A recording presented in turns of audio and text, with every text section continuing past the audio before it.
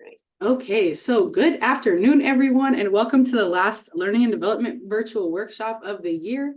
Thank you all for registering. Before we get started, I just wanted to give a few housekeeping announcements for today's session. This webinar is being recorded, as you all see, for those who are not able to make it today. So if you do have any questions, feel free to put them in the chat. I will take note of them because we'll have a Q&A portion at the end. And if you'd like to just put it in the chat, that's fine. And then at the end, if you want to use the hand raising feature, you can unmute your mic and ask your question to Hallie. So we'll do our best to get to as many questions as we can. But please also make sure that you are muted as well during the presentation as Hallie is presenting to remove any distractions. So I am honored to introduce our featured speaker, who is also our Emory alumni coach, Hallie Crawford. Hallie has been a certified career coach, speaker, author, and national career expert since 2002. Her company, Create Your Career Path, is headquartered here in Atlanta, Georgia. She is regularly featured in the media like Forbes, CNN, Money Magazine, WSJ, and has an undergraduate and graduate degrees from Vanderbilt University and the University of Illinois. With over 2,000 success stories, her team of coaches and resume writers help professionals find jobs that make them want to jump out of bed in the morning and go to work. And wouldn't we all love that? Their website is createyourcareerpath.com, and I'll be sure to send more information on how you can get connected with her as well after the presentation. So I'll go ahead and pass it over to Hallie. Thanks, yeah, we greatly appreciate it. And thank you everyone for being here today for our last webinar of 2023. And this is a perfect topic because it's stuff to think about over the holidays, how you can overcome any fears or obstacles that are normal and totally natural to make a career transition in the new year, whether it's at the beginning of the year, halfway through, whatever makes the most sense for you. So as Yabi said, I'm Hallie Crawford. Couple quick admin items. My office is in a sunroom, so if the sun starts to shift, I may have to shift over just a little bit. I'll manage that as we go. And I may be looking back and forth a little bit because I control my slides on my second screen here. So let's go ahead and get started. So as Yabi said, I'm Hallie Crawford. I'm a certified career coach, live right down the street from Emory, which I love. Been coaching and training for a really long time. There's a lot more gray hair going on. For me, fortunately, it's underneath where it's harder to see.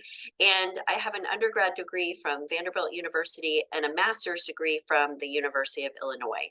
I love what I do. And this is what we want other people to feel like about their jobs. Just like, as Yabi said, jump out of bed in the morning to go to work, at least most mornings. We understand it may not be every single morning. The advice that we're going to give you today, though, is advice that we give to all of our clients to help them successfully and effectively make a career transition. And I just think this topic is so important because I can't tell you how many times when someone comes to us and they're like, okay, I want to figure out my career direction. I'd like to make some kind of change, whether it's a dramatic change or a less dramatic change. And when we ask them, how long have you been thinking about this? 9 times out of 10, people will tell us they've been thinking about it for years. And we had one client once actually, and we'll move to the next slide here, tell us, hey, I spoke to you a year ago, almost a year ago to the day. And he said, at that time, I didn't sign up. I was busy. I put it off. And now I'm that much more miserable and unhappy. And he signed up with us at that point. And my point is that please know that career transition, we understand and know that it can be challenging. There's a lot to think about with it, and it's really easy to procrastinate. And part of why we're here today is to help you not do that. We know that it's challenging, and if any of you can relate to any of these things, it's a good idea to start thinking about what your top obstacles might be to making a career transition. Because the sooner you can identify what holds you back, the sooner you can start to tackle that and attack it. So there's new technology out there, which makes it challenging and helpful at the same time. There's a lot of different steps we need to take. Usually career change and job searching takes longer than we expect or want it to. And a lot of times people understandably just feel like, I don't have time to deal with this, or I don't know how to use my time wisely. And sometimes people will say, I don't know when it is, or when is a good time to make a move. So I've just been kind of putting it off. And then when you add to this any economic concerns with the economy, with your particular industry, etc., it makes that much harder. It makes this whole situation that much harder. Sometimes it's a good time to look based on what's going on with the economy and also with your industry. And other times it's better to sit tight. And then a lot of our clients will tell us too, like, I'd love to make a career change, but I don't know what the right job is for me. And other people understandably will say, I don't know how to, or I'm uncertain about how to handle my search effectively. These are all common things. And one of the things that we wanted to share with you from the get-go is that 90% of our clients, when they first start with us, we always ask them about their obstacles and challenges because that's part of our coaching and what we help them with. We feel like it's really important not just to send people off with, the advice about how to make the change, but that they're ready to deal with those challenges. They normally say that they are their obstacle or their biggest obstacle to whatever their career goal is, whether it's career transition or something else. So the good news is, right, that we can control what we do. So if you are your biggest obstacle, which is probably why you're here today, A, you're not alone, and B, you can control your actions, etc. And that's what we're going to show you how to do today and how to work around things. It is possible to make a change. And before we dive into our agenda and the next steps, I wanted to frame a couple of things out, though, to help you be realistic about this too. Making a career transition requires time, it requires effort, it requires patience on your part, being persistent, and being practical. And the reason why I say this is that, we've all heard those sayings, do what you love and the money will follow, right? And sometimes I feel like people might think that, oh, there's this magic wand out there and they're just telling me if I do that, everything will be perfect. No, career change takes effort and focus and really being persistent and dealing with the challenges that come your way. So it's not like this magic wand thing. But what I want to tell you is that it's so incredibly worth it. For example, with me and with our clients, they tell us this all the time. My career transition, all told, took a couple of years because I had to figure out what I wanted to do. And that took time to figure out my career direction in the first place. When I first launched my coaching business, I already had another full-time job.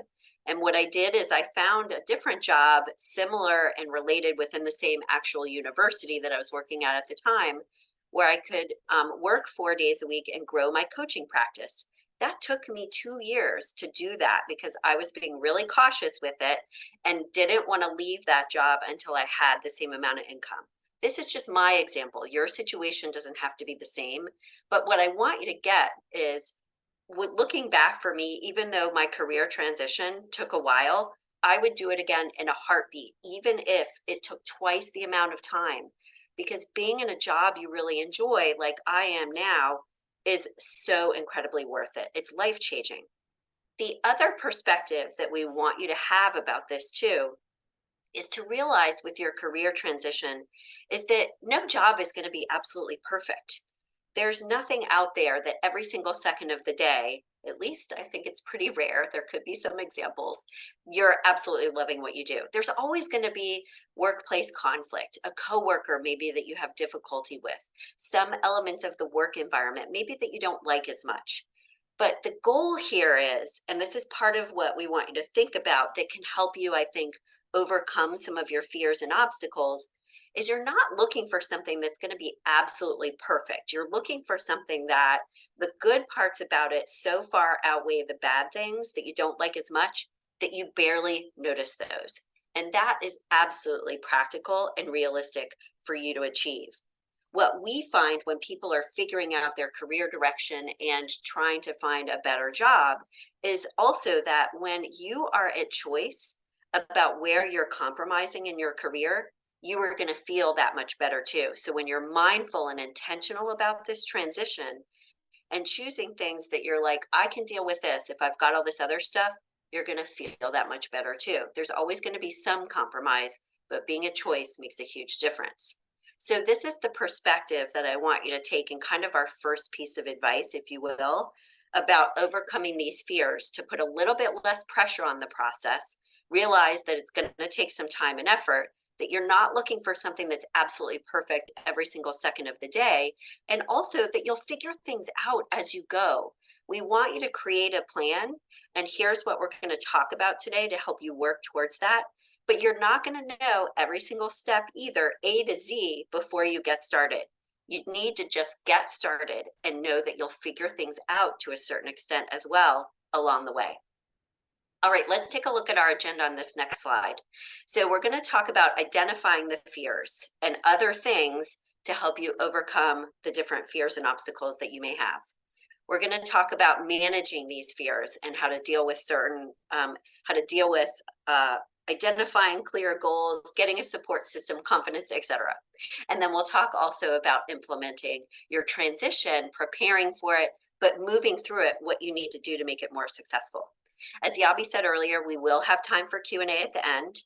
If we don't get to your question today, please feel free to hold on to this email address on the slide where you can ask for the slides from today. We're happy to share those, but you also can send us questions that you have later on if you think of any, or we don't get to yours today too. Happy to answer.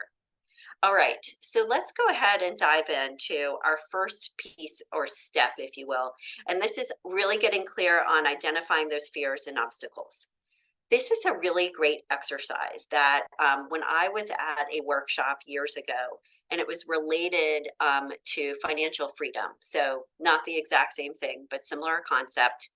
It's a really good idea to sit down like tonight before you go to bed or something like that. When you think of career change, get out a piece of paper or a journal, and right away when you think about it, blurt out on that piece of paper the words, thoughts, and feelings that come to mind when you think of career change. Do not overthink this. Write down whatever comes to mind right out of the box, because it'll be very interesting for you to see and notice, are these thoughts positive or negative? There may be a few positive, but how much of it is negative? And writing those things down can help you identify, okay, these are the main things that are going on in my head, and how do I need to address each of these things individually? It's a great idea to write them down and journal about them. And if you look at the middle of this slide here, the second thing we want you to do is, as you go through that list, identify which fears are irrational and which are valid. And what I mean by that is, you may be fearful about being out of work or the financial instability or possible instability of making a career change. That is a valid concern. But for all of your valid concerns, what you want to do instead of them just kind of swirling around in your head is you want to write next to those, like, what can I do about this? Do I need to consider dipping into savings or my retirement?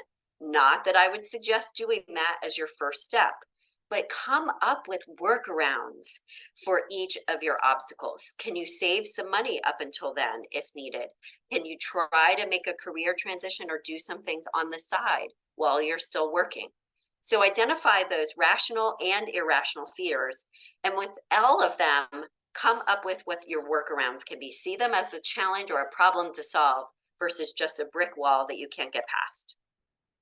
And then the second thing to do after you write these down is to identify the effect of each of these fears that you're noticing for yourself. How do you behave as a result?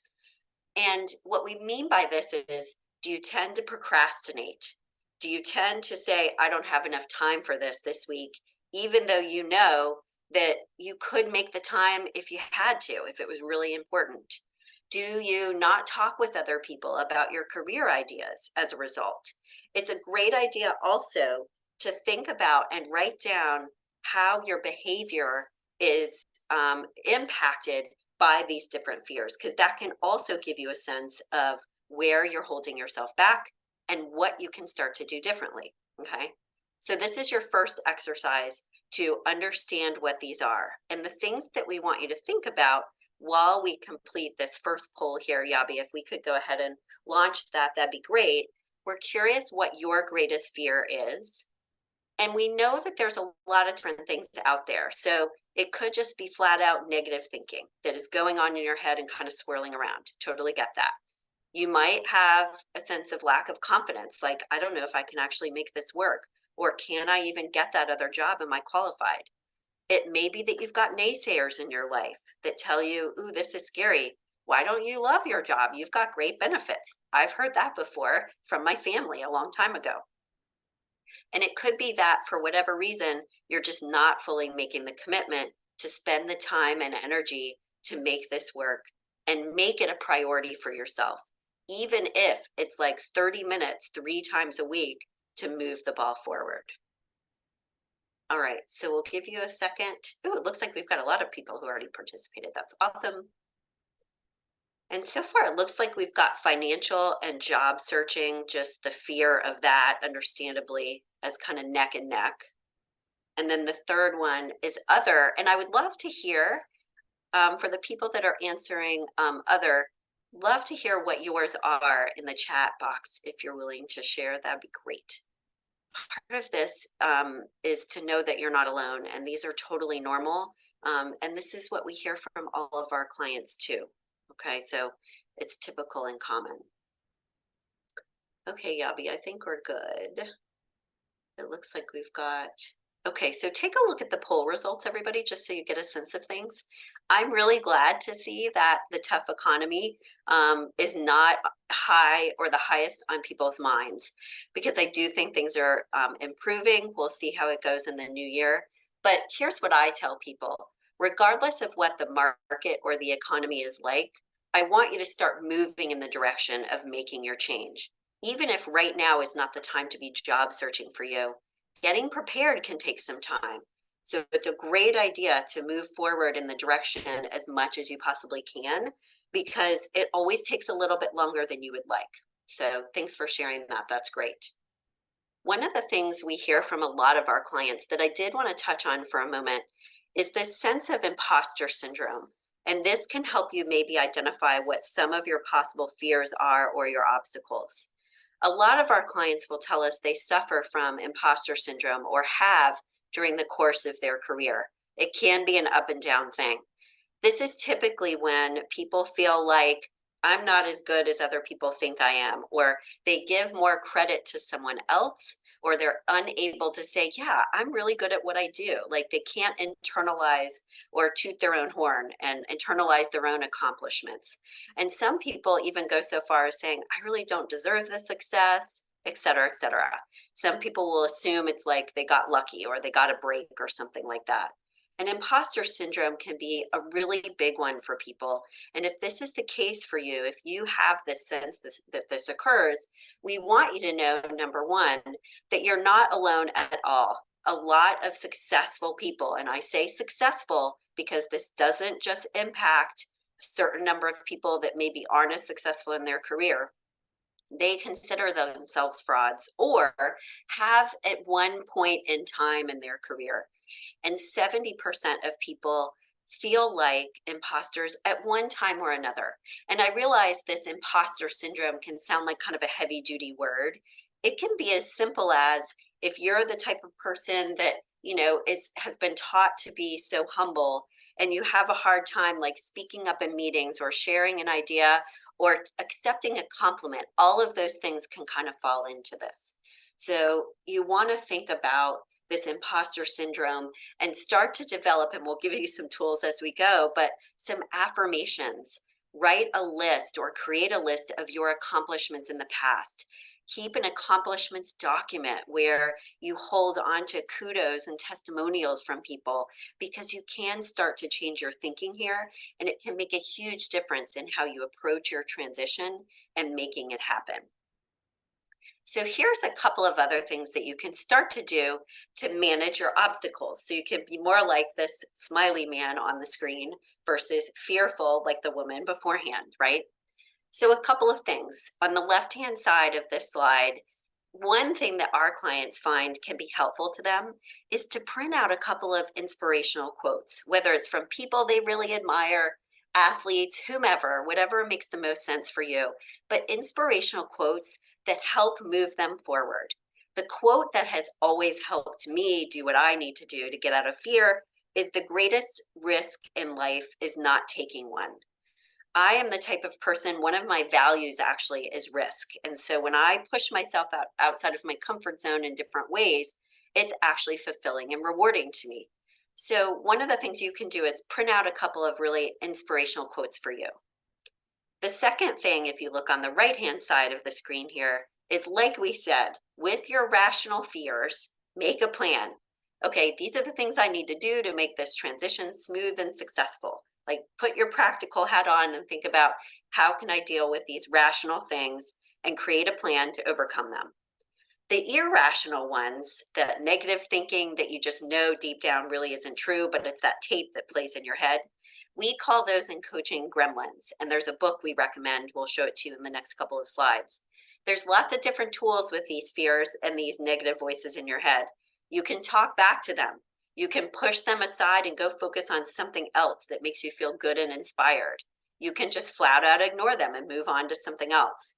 Distract yourself with something else. We've had clients actually write down what those fears are and burn them in their fireplace. We had one woman who burned, like had a little ceremony for herself and burned them in her fire pit out back. Lots of different things you can do. You can go crazy with it and be fun or keep it simple. But talk back to those fears and even just noticing what they are and noticing when they come up in your mind can actually make a really big difference. Because when you're doing that, you're becoming the observer of your fears versus the victim, and you're more able to then manage around them. A few more things we would recommend on the right-hand side of the slide. Get support from other people. There's a reason why Weight Watchers exists, or did. I can't remember if it closed. Anyway, groups and working with other people and having that support make a huge difference. That's part of why we are here as coaches. Turn off the news if that tends to make you frustrated or fearful or upset. Create affirmations that help you push aside those negative thoughts, and include managing your fears and obstacles into your career transition plan. So don't just put, these are the action steps I'm going to take in the next 6 to 12 months or whatever it is. Say to yourself, okay, this is the stuff I'm going to do regularly for self-care, building my confidence, etc. I'm going to make sure I take small risks every day. I'm going to go to the gym. I'm going to eat healthy. I'm going to talk to a supportive friend every single week, whatever it is. And I see some of the things in the chat coming through, and I just wanted to acknowledge those because I think that these are really helpful. The fear of change, totally get it. Thanks for sharing that. Uncertainty of knowing what the right next move is. This is what we specialize in with our clients. So I totally understand that. I've been there too. Another person shared, I'm afraid that after 15 plus years of working, you may pivot or I may pivot and lose momentum. Will I regret it? Will my experience be a sunk cost? Your experience is not a sunk cost. I promise you, there's always transferable skills and experience inside of anything that you've done. And it's about focusing on those and making sure that you're making the right change so that you don't have those regrets.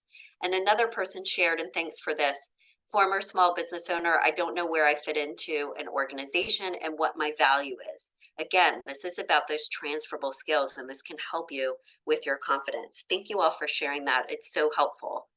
So I mentioned a second ago about a great book that we like to help you manage your negative thinking.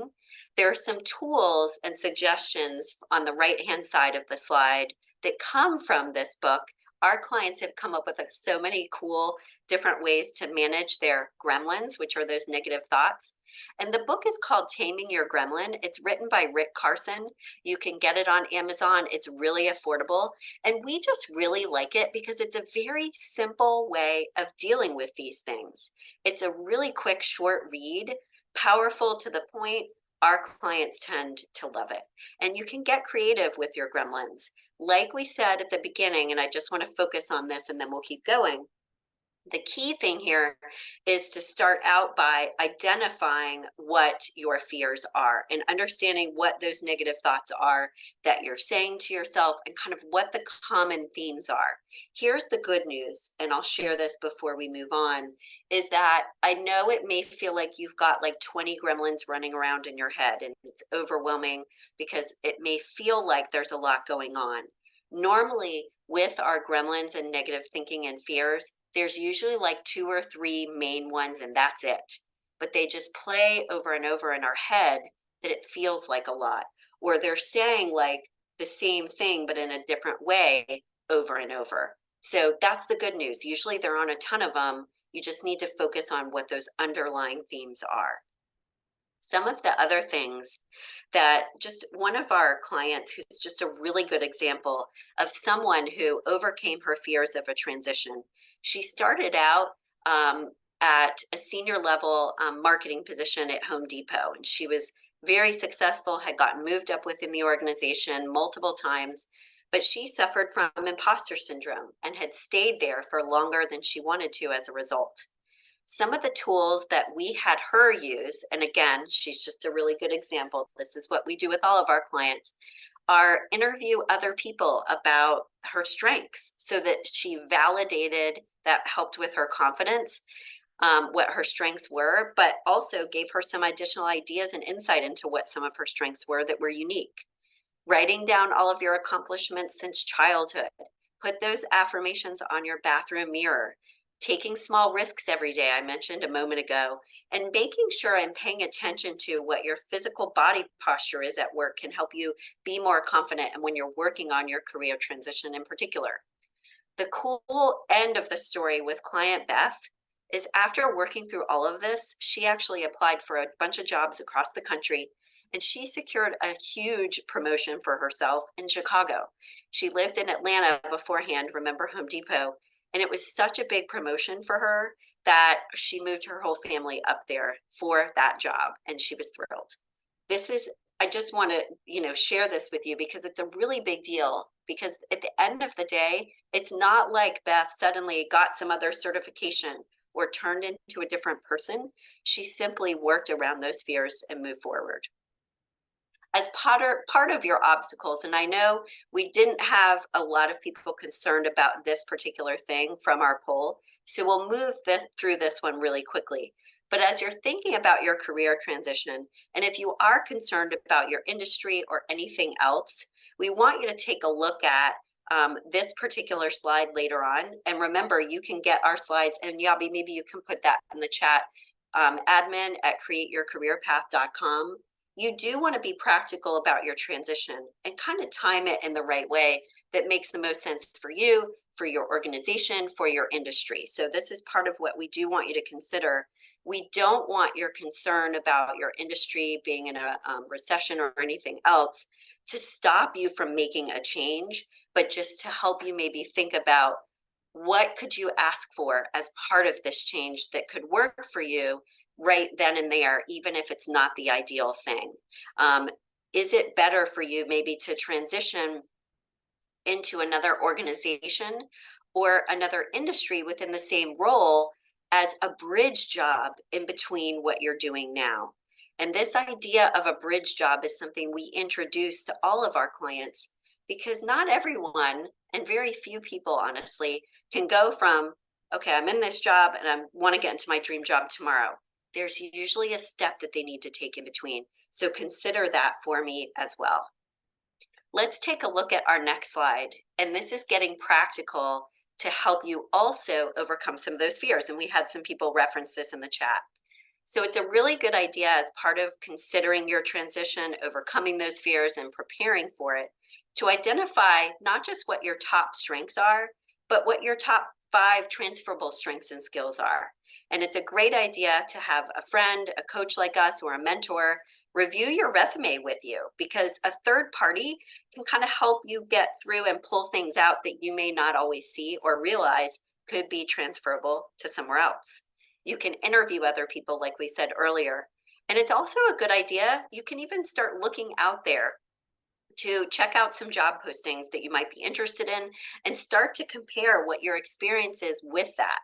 Some people are so fearful, and I totally understand this, that they don't even start to look at job boards. But what's cool about doing something like that or reaching out to friends and family and talking with them about this is you get that momentum going and it helps you start to overcome these fears a little bit more. When you're thinking about and considering what some of your transferable skills are, feel free to use this leadership wheel. This is from Development Dimensions International. It's a management consulting firm that's highly regarded. And these are some of the leadership strengths that they indicate are important in today's economy. You can rate yourself on each of these areas to help you understand what your leadership strengths are. And even better, you can get someone else to rank you and help you see if there's actually something that you're good at that you didn't fully realize. As part of overcoming your fears, preparing and dealing with this, gosh, where do I fit somewhere else? Or can I fit somewhere else? Sometimes it's hard to see ourselves in a different place, especially when we've been at an organization or in an industry for a really long time.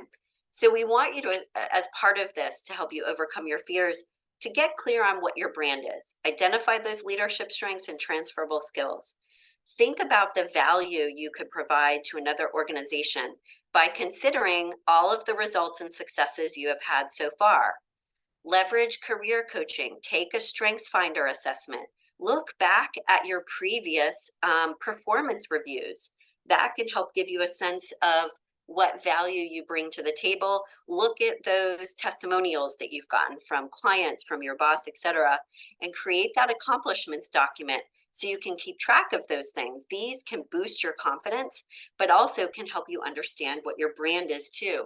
If you read through these more frequently, like once a week, for example, that can help you overcome your fears. And as part of your brand and preparing for your career transition, one of the things that will help boost your confidence too is when you're ready to work on your resume and your LinkedIn profile. We want your LinkedIn profile to look like this at the top. It brands you. It shows the value you can provide. You've got an image behind your headshot so that when someone lands on your profile, they know exactly who you are and what you can bring to the table. This can help enormously. What we find kind of the cool side effect, if you will, when we work with someone on their resume and LinkedIn, the byproduct is they feel great and so much better about themselves than they did in the first place. So in some cases, for those of you who are struggling maybe with confidence and figuring out your value, this could be one of the places that you start, because that can help you get in touch again, so to speak, with what you bring to the table and how much value you can provide. We know this can feel overwhelming for people. So as always, we're happy to offer a free consult. If you'd like to learn a little bit more about our coaching services, how we can help you, etc. And we do provide an alumni discount for Emory alums. So mention that. This consult is with me, and you can use the same email address that you've used for the questions, like we said later on, and also to get a copy of the slides. It's the same email for all of it. All right, so let's look at step number 2. And sorry, I'm trying to get to my next slide here and my button keeps moving around. Let's look at step number 2, and this is to manage those fears effectively. We've talked about a lot of ways to do this already. This is a good time to start to put into your schedule how I'm going to practice self-care and manage these fears. Make sure that you have weekly check-ins with your support network, and it may be that you've got 2 or 3 check-ins with people or whatever it is. This is a really good time to start expanding your network. And the reason why I suggest this is when our clients tell us when they're working on their career transition and they're stuck or freaked out about it, when they start talking with other people in their network, they start to feel better, because those people are like, oh, I felt this way before. I totally get it. They're supportive. They're helpful. They don't feel as alone working on this by themselves. So this is actually right now is a really good time to start expanding your network. Reach out to university alumni to conduct informational interviews with them to get that support, but also suggestions on how to put your best foot forward in your search, what their particular industry is looking for in prospective candidates. Reach out to friends, family, coworkers in past and present jobs. When you start to put yourself out there a little bit more and start talking with and connecting with people, I promise you, you are going to feel a lot better, and the momentum will start picking up a little bit too. We want you to leverage your support system, and we'd love to do the second poll here, Yabi, if we could. It's a really good idea to identify at least one person that is going to be kind of the best person to help you with your search. It could be a mentor. It could be someone inside or outside of your organization. But it's a really good idea to set up regular meetings with them. And a lot of our clients will say, you know what? I have 2 or 3 people I want to leverage, and I'm going to use them for different reasons. This person over here is a really good cheerleader. This person over here is really good at brainstorming ideas with me. So think about your whole network of support that you want to leverage, and then add to and expand that network over time. Be clear about what you would like to get with each person and how often you want to check in with them. The people can help you more the more specific you are with the type of help you need from them. So be really clear and specific. Okay, so our next poll, it looks like we've got 64% are saying yes. So that's fantastic. For those of you who are saying yes, please just be really intentional about how to leverage that support system, and let's get it in place now for your career transition. So you've got the plan and you're ready to go. And for those of you who are saying no, this could be a really good step for you to start working on who can I lean on during the course of my transition, who are going to be those best people, okay? And as part of leveraging your support system, we really want you to establish very clear goals for your career transition. As I said a moment ago, the more clear you are with your support network, the more able they are going to be able to help you and assist you. And it's the same thing with a job search and a transition. As much as possible, you want to get as clear as you possibly can before your search, before you actually launch it. But at the same time, and actually, sorry, I just shared the results and I didn't mean to do that. Let me close out the poll so we can go back to this. Is to establish specific goals for what are the job titles that you want to target, the industries and the companies. Now, I will say this about it. You want to get as clear as you possibly can before your transition, but we also know that sometimes people will make adjustments as they progress through their search, and that's okay too. So establish whatever goal you possibly can now, get as clear as you can, but then know that you may need to narrow it down a little bit over time, and that's okay too. There's nothing wrong with that. And as part of this, we also want you to come up with a timeline that's realistic for you for your search. There is a rule of thumb out there, and I don't want to scare people because I think this is way too conservative and too long. But what some people will estimate, or kind of a timeline that people estimate for a search, is for about 1 month for every $10,000 that you're asking for in salary. My experience with our clients is more so that it's about half that time. But my point is, you have to remember that a job search is going to take longer typically than you expect. The more work you do on it, the more networking and time you put into it, the faster it will go. But we also want you to be realistic about things so that you're not putting yourself under so much pressure that it's freaking you out and counterproductive. We're sharing this next slide here, and we'll go ahead and I know these 2 polls are back to back, but we'd love to do our 3rd poll here before we start to move to Q&A in just a second. We're sharing this slide because this is our ideal career model that we use with our clients to help them define the right career path for them. What's the right next step? What is their ideal career?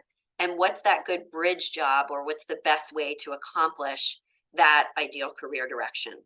And we'd love it if you would get the slides and print this out, because for those of you who don't know what your next target is, which it looks like we've got about 48% so far who don't, you're not alone, it's okay. Use this model to help you narrow down your ideas and brainstorm ideas as well. For the ideal career direction, you want to consider all of these pieces. What would be fulfilling to you? What are your top strengths and how do you want to leverage them? All the way to what's the right work environment for me and what's the compensation that I would like and expect at this point in my career.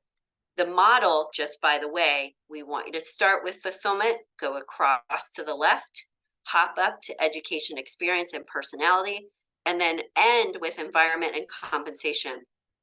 Because we find that people are able to brainstorm the most career ideas using these 3 at the bottom. What are their enjoyable tasks and projects? What are their strengths? What's going to be fulfilling to them? Once you've got that really big, nice list of possible ideas that you've brainstormed and researched online, you can start to narrow down your ideas based on practical considerations, education experience, etc. And this is where, like we said, you may have to compromise a little bit, but when you're choosing where you compromise, you'll feel better.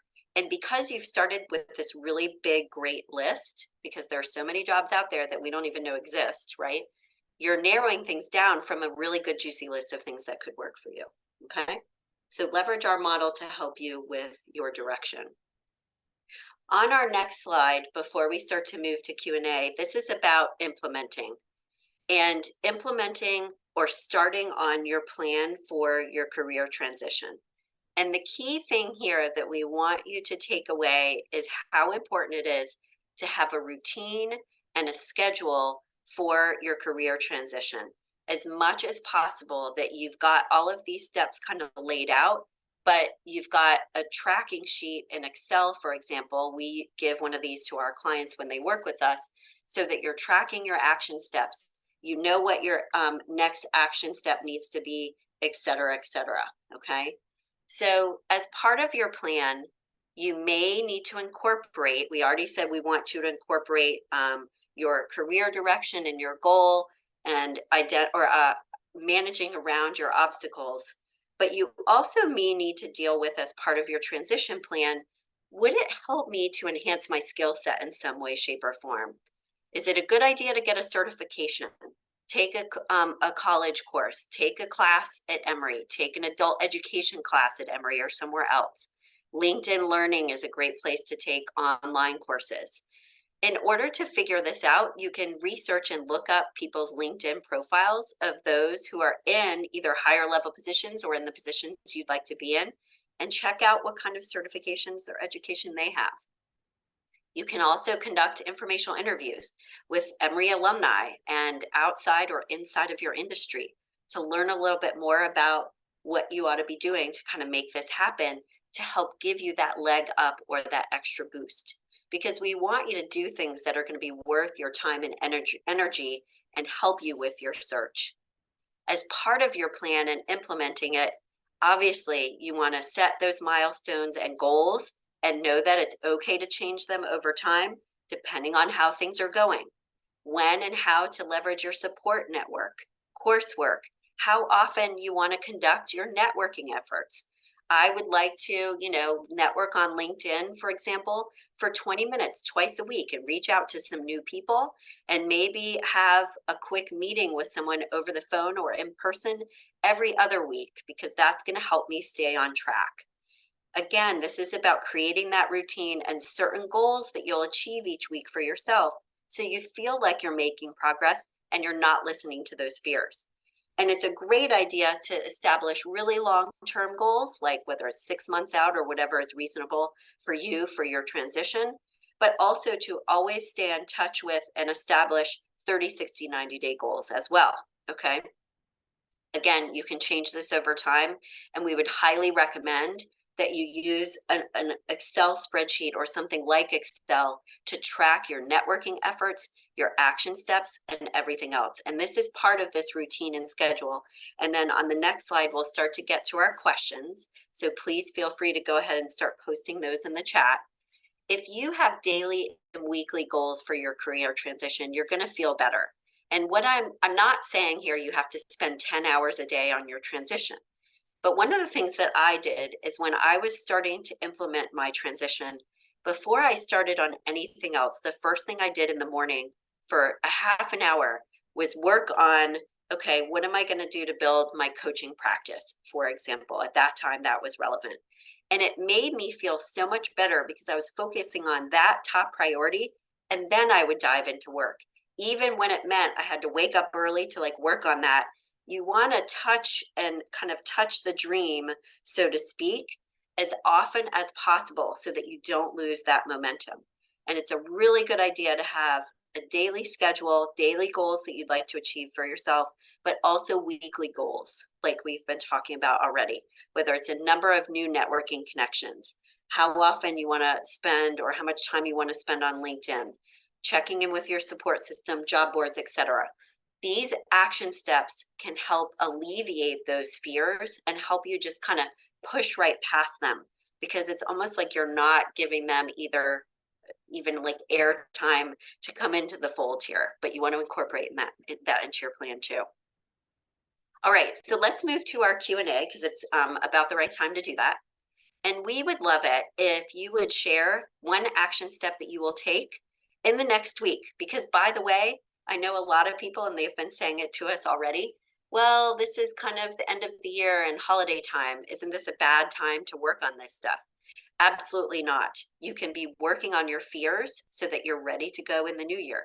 You can get your resume and LinkedIn ready so that you can launch that search right when you're ready to go, whenever that is. People may be a little bit slower to get back to you during holiday season, but that does not mean that we want you to stop your job search. We've had clients get hired on Christmas Day. You just don't know what's going to happen. So we want you to continue your search. Just be a little bit more patient with it and realize that it may take a little bit more time for people to get back to you, etc. But we don't want you to stop in any way, shape, or form. All right, I'll stop talking and let's take a look at what we've got here so far. And Yabi, if you want to share any questions too, please feel free. I'm getting the chat box to be a little bit more bigger here. Okay, so feel free if you all have any personal questions that you'd like to ask that not out loud, feel free to privately message me. I do have one here, but feel free to raise your hand or put your question in the chat. But the one question here is, I've only been at my current job for about 10 months. Is it a bad look if it's not the right fit for me to make that next transition? This is a great question because we know there's plenty of people out there that are in both kind of situations. Is it ideal? Absolutely not. But is it a bad look? No. Here's what I tell people is A, your career transition and your job search are going to take however much time. So you're going to add in however many months, and there's a decent chance that you'll have been there a year by the time, either you start searching or are in your new job. So that's the first thing. The second thing is that we've had clients in this same situation all the time. And what we tell them is that it's about how you position it. We don't want you to stay somewhere longer when it's making you unhappy and it's not the right fit. It's better to start your search now, give yourself that time to look for the new thing because it can take time. And it's okay when you go on an interview to say, this job was not quite what I thought it would be. You don't want to bash your former employer or your current employer, but I thought it might be the right fit, but it turns out that it's not. So I wanted to make a move as soon as possible, so that I can move on to the next challenge. A lot of it is about what you say. Thanks for that question. It's a really good one. Awesome. Thank you. I got another. So we have a couple. So thank you guys for being active. Let's go. So the next one is, what are your thoughts on getting an MBA to aid with career transitioning? Great question. And Yabi, if you could help me keep track of the chat too, my computer's running a little bit slow. Okay. Great. I think it can help, but here's what I want to caution you about. I think MBAs are great. It can help launch you into a new career path and help you negotiate for more money. It's also not a magic bullet, though. You still have to do all the stuff that we are talking about after you get your MBA. A job is not going to land in your lap. And the only reason why I say that is not to be too harsh about it, but we've had clients come to us and say, well, I got, this additional degree and I thought it would make things so much easier. You still have to do the work. So it kind of depends on your situation and what industry you're in and what role you're looking for. So I just want to put that caveat out there.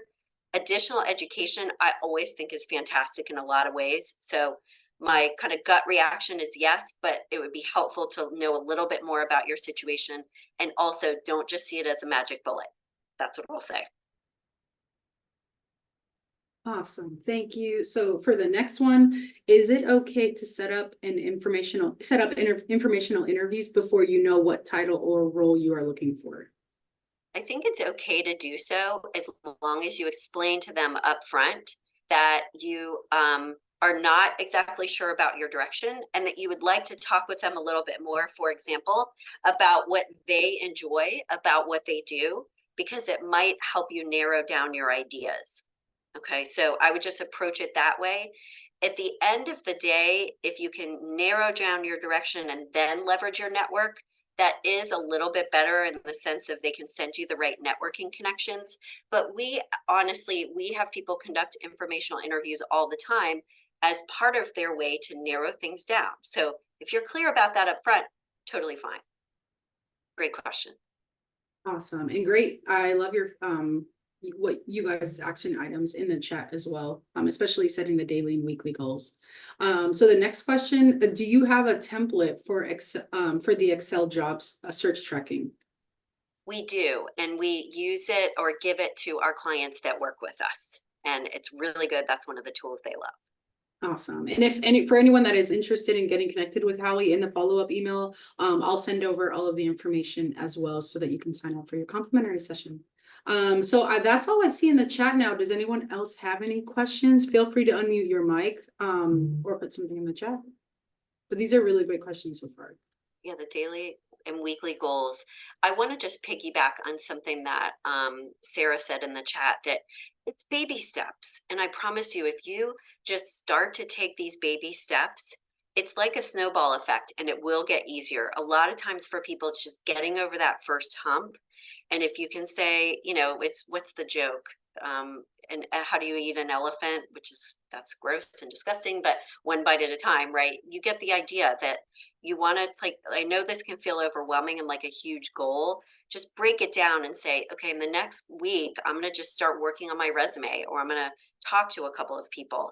And that will get the ball rolling. Don't even focus on the end goal in some cases if that ends up stressing you out.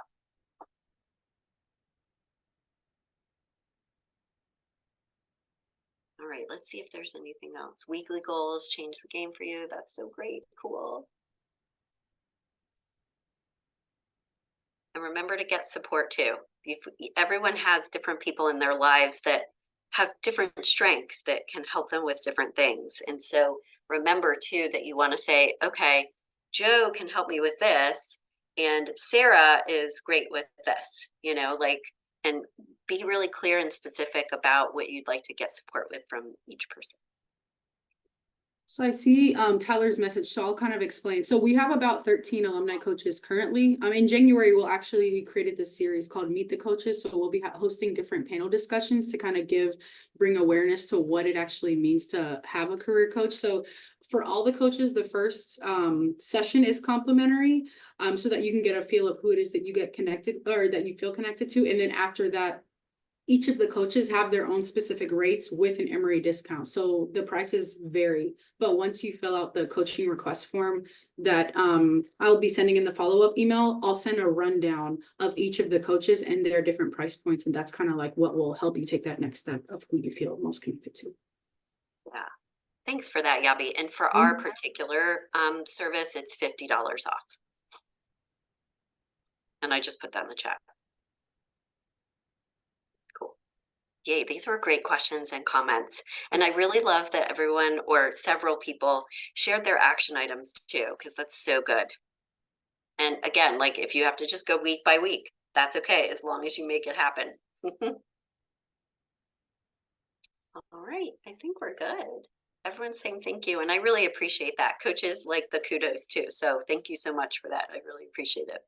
Yes, so please keep it going. Please share your applause in the group chat. Thank you so much again, Hallie, for this. I feel like I get to learn. I feel like I get my own professional development going to these workshops. So I appreciate all that you've done and for being the last learning and development program and webinar for the year. So we look forward to seeing you in the new year. In the follow-up, I'll also share the programs that are happening in January so that you all can go ahead and register. But if not, I'll send Hallie's contact information in the follow-up and how you can get connected with her. And I'll be sending a survey as well. So if there is anything that you want to see in regards to learning and development programs, please fill that form out and let us know what you all thought about today. But I hope everyone has a great day and a great holiday. Bye, everyone. Bye.